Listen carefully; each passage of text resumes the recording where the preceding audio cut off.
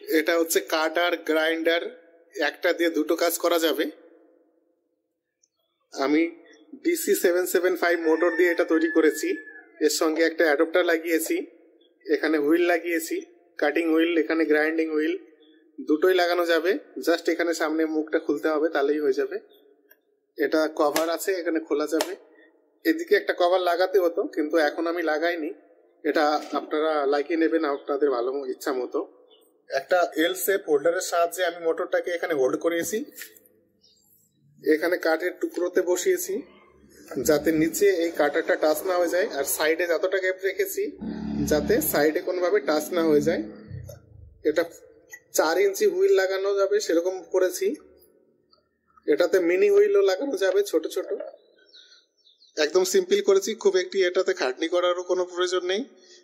একটা নিচে বেস দিয়েছি কাঠ, তার উপরে একটা কাঠের টুকরো দিয়েছি, তার উপরে মোটরটাকে ফিট করেছি, দু সাইড দিয়ে সাপোর্ট দিয়েছি। এখানে এরকম ঢাকনা দিয়েছি। আর এইটাকে মোটরটাকে চালানোর জন্য একটা পাওয়ারফুল সাপ্লাই দরকার 24 ভোল্টের। এটা আমি সেটা তৈরি করেছি 24 ভোল্টের।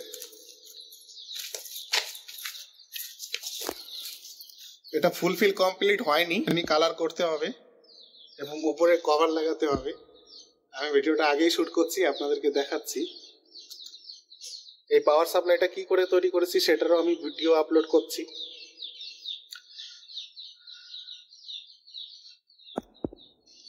এই পাওয়ার সাপ্লাইটা ডাবল আউট পাওয়ার সাপ্লাই। একটা ভ্যারিয়েবল আছে এই পাশেরটা, অ্যাডজাস্টেবল। এটার ভিডিও আমি এক্সট্রা করে আপলোড করব। আমার চ্যানেলটিকে সাবস্ক্রাইব করে রাখুন, এই ভিডিওটা নেক্সট টাইমে আসবে।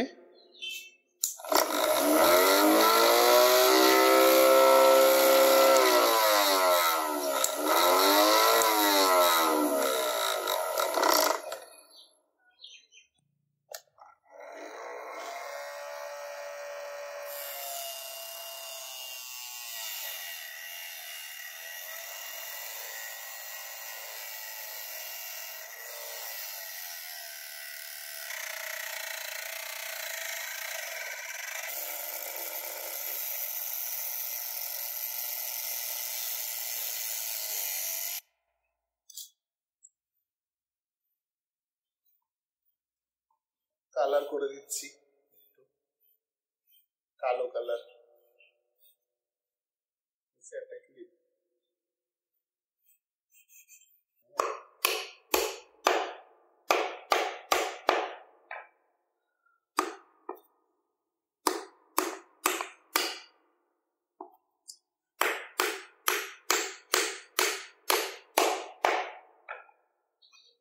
কাঠগুলো সমান মাপে কেটে নিয়েছি।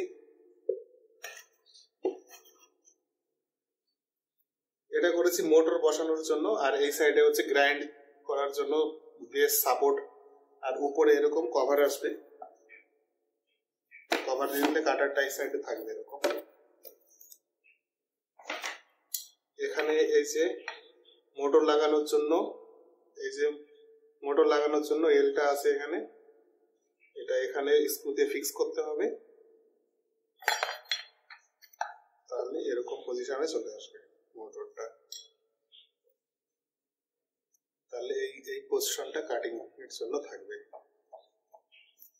এলটাকে এখানে ফিক্স করব, এখানে ড্রিল করে নিয়েছি মার্ক করে, এরকম স্ক্রুর সাহায্যে ফিক্স করে দেব।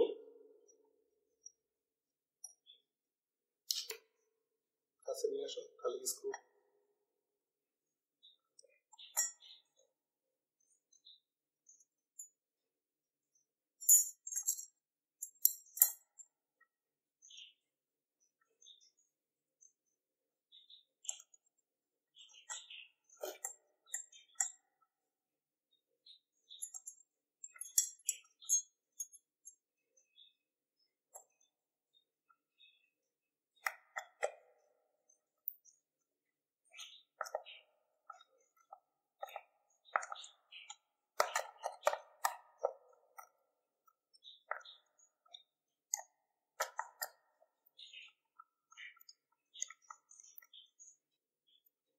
এবার মোটরটাকে এদিক দিয়ে এখানে ফিক্স করতে হবে।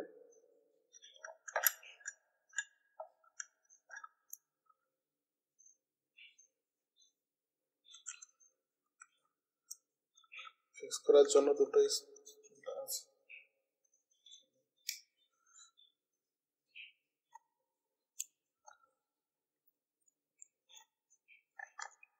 নাটগুলো সঠিক হলে কত ভালো হতো।